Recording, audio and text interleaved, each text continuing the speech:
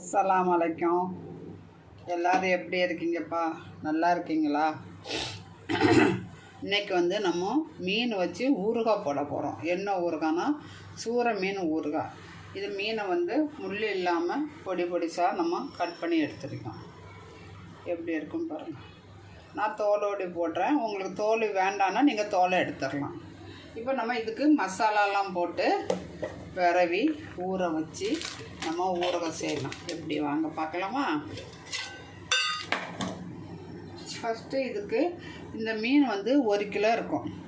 எப்படின்னா 1.5 3 கிலோ 2 மீன் வாங்கினேன்.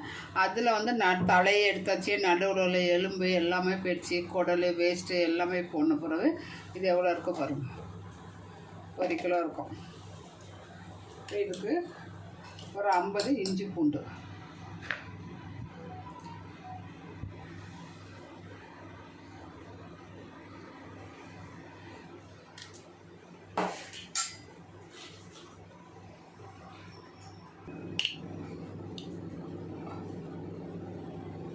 உப்பு,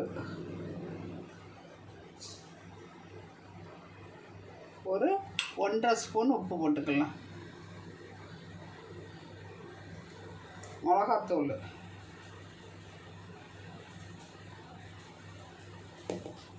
ரெண்டு ஸ்பூன். இப்போ எல்லாம் கிளறி எடுக்கலாம்.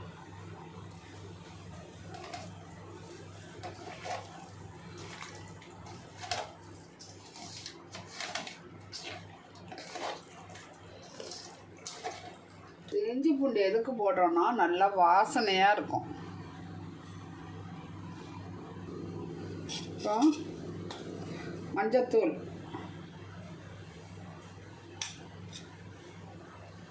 ஒரு ஸ்பூன்,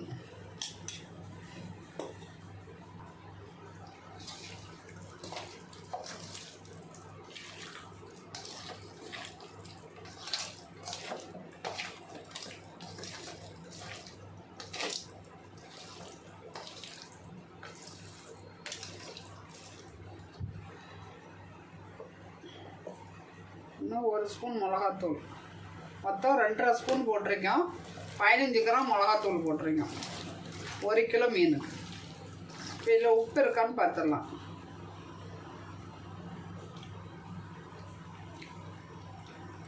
உப்பு இருக்குது, கரெக்டாக இருக்குது. இப்போ இதை கொஞ்சம் அப்படியே மூடி வச்சிடலாம்.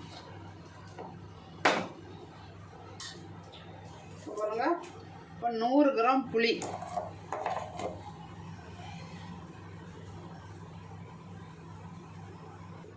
இந்த 100 கிராம் புளியை வந்து நம்ம ஊற வச்சிருக்கோம். இதை வந்து நல்லா பிசைஞ்சு கட்டியாக புளிஞ்சு எடுத்துக்கலாம்.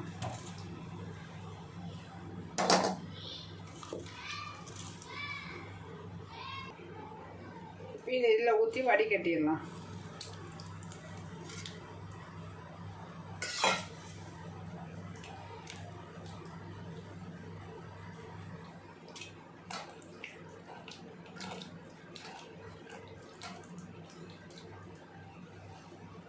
கட்டி இறக்கனால கூட வந்து தண்ணி ஊற்றிக்கலாம்.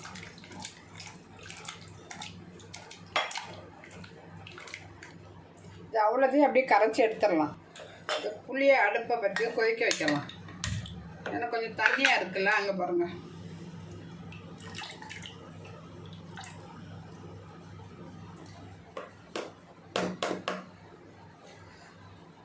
இந்த புளியில் வந்து கொஞ்சம் 1/4 ஸ்பூன் உப்பு போட்டுக்கலாம். அங்கே பாருங்கள், 1/2 ஸ்பூன். இப்போ தவா வச்சு எண்ணெய் ஊற்றிட்டோம். புளியை வந்து கொதிச்சிருச்சு. பச்சை வாட்டை போகிற வரை கொதிச்சா போகிறோம். கொதிச்சோடனே அதே கட்டி ஆயிரும்.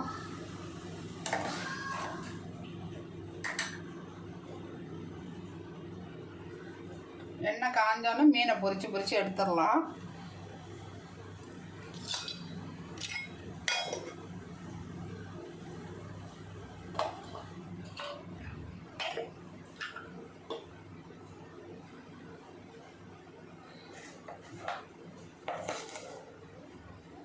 எண்ணெய் வந்து நல்லா கொதிச்சிருச்சு. இப்போ அடுப்பை வந்து சிம்மில் குறைச்சி வச்சுக்கிட்டு நம்ம மீனெல்லாம் போடுவோம்.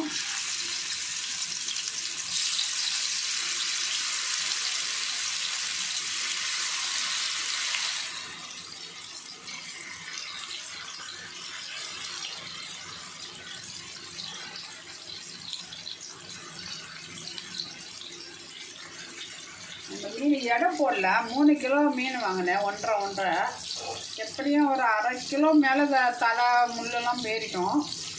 1 கிலோ மேலே தான் இருக்கும் அந்த மீன். இப்போ பொரியட்டும். இப்போ மீனை திருப்பி போடலாம்.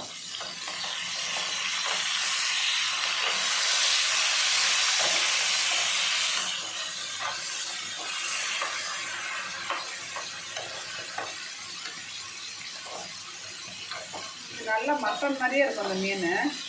பொரிச்சாலும் நல்லாயிருக்கும், ஊறுகாய்க்கும் ரொம்ப நல்லாயிருக்கும்.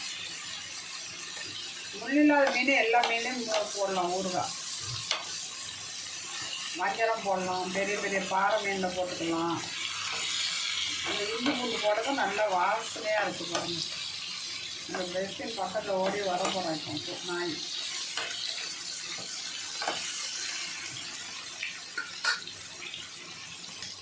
இப்போ வெந்துச்சு பாருங்கள். இதை எடுத்துட்டு அடுத்த மீன் போட்டுக்கலாம். இதே மாதிரி எல்லா மீனையும் நம்ம பொரிச்சு எடுத்துடலாம். மசாலாவே இருக்கக்கூடாது. அதே மாதிரி நல்லா கிண்டி கிண்டி விட்டு நிறைய எண்ணெய் ஊற்றி பொரிக்கலாம். அப்புறம் மீதி எண்ணெயெல்லாம் வேஸ்ட்டாக போகும்ல, அதனால நம்ம இப்படி பொரிக்கிறோம். எல்லாம் பொரிச்சு எடுத்துட்டோம். இப்போ வந்து தாளிக்க போகிறோம். நல்லெண்ணெய் ஊற்றுறேன். ஒரு 150 எண்ணெய் ஊற்றிக்கிடுங்க.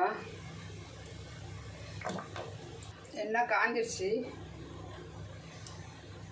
கடுகு,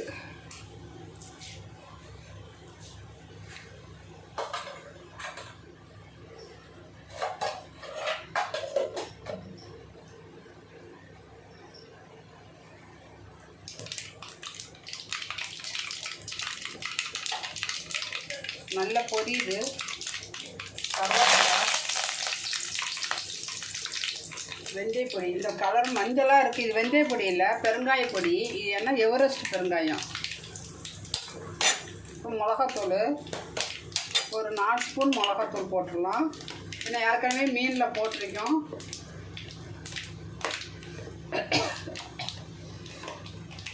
மூணு ஸ்பூன் போட்டிருக்கேன். பத்தாட்டா 2வது போட்டுக்கலாம்.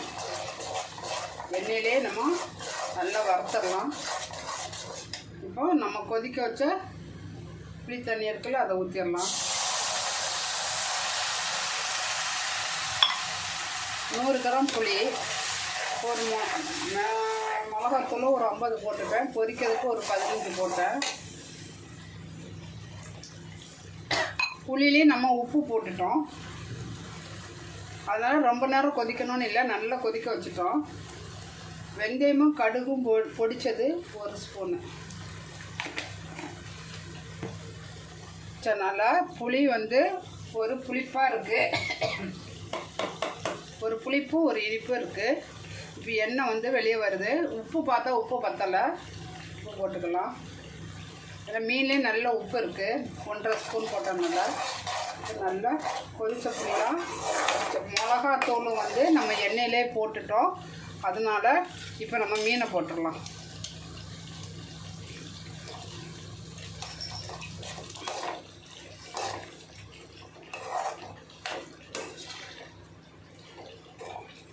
இப்போ நிறைய மசாலா ஆயிடுச்சு.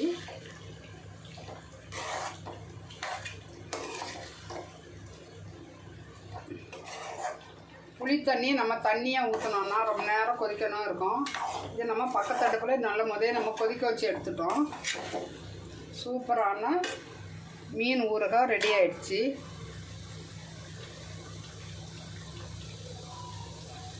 நீங்களும் இதே மாதிரி செஞ்சுட்டு எப்படி இருக்குன்னு கமெண்டில் சொல்லுங்கள். என் சேனலுக்கு சப்ஸ்கிரைப் பண்ணுங்கள், லைக் பண்ணுங்கள், ஷேர் பண்ணுங்கள், சப்ஸ்கிரைப் பண்ணுங்கள். உங்கள் ஃப்ரெண்ட்ஸுக்கெல்லாம் ஷேர் பண்ணி விடுங்க. இப்போ பாருங்கள், எண்ணெய் நல்லா பிரிஞ்சு வருது. இது இந்த ஊறுகாய் வந்து தயிர் சாதத்துக்கு, சாம்பார் சாதத்துக்கு, சும்மா சாதாரண சாதத்துக்கு, ரசம் சாதத்துக்கு, இல்லை இந்த தொக்கு இருக்குல்ல, இதை போட்டு அப்படியே விரவி சாதத்தில் போட்டு நம்ம சாப்பிட்டுக்கலாம். ரொம்ப டேஸ்ட்டாக இருக்கும். உங்களுக்கு புளி ஊற்ற இஷ்டம் இல்லாட்டா நீங்கள் வினிகர் ஊற்றிக்கலாம். வினிகர் ஊற்ற இஷ்டம் இல்லாட்டா லெமன் புளிஞ்சு ஊற்றிக்கலாம். நம்ம புளி ஊற்றி வச்சோன்னா 2 மாதம் ஆனாலும் கெட்டு போகாது, அப்படியே இருக்கும். புளியும் நல்லா கொதிக்க வச்சுட்டோம். இதே மாதிரி நீங்களும் செஞ்சு பாருங்கள் எப்படி இருக்குன்னு சொல்லிக்கிட்டு. அஸ்ஸலாமு அலைக்கும்.